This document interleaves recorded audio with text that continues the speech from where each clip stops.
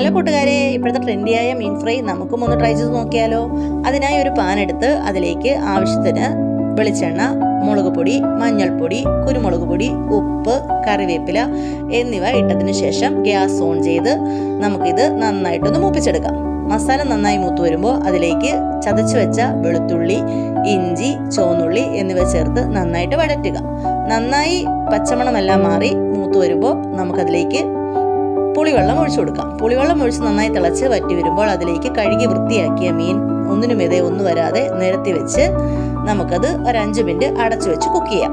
5 മിനിറ്റിന് ശേഷം അത് തുറന്ന് തിരിച്ചും മറിച്ചുമിട്ട് നമുക്ക് അതിനെ നന്നായിട്ട് പറ്റിച്ചെടുക്കാം. നല്ലൊരു ഡിഷാണ്, മസ്റ്റായിട്ടും എല്ലാവരും ട്രൈ ചെയ്ത് നോക്കണം. ചൂട് ചോറിൻ്റെ കൂടെ ഏറ്റവും നല്ലൊരു ഡിഷാണ്. വീഡിയോ ഇഷ്ടമായാൽ എല്ലാവരും ഷെയർ ചെയ്യാനും സബ്സ്ക്രൈബ് ചെയ്യാനും ലൈക്ക് ചെയ്യാനും മറക്കരുതേ. താങ്ക്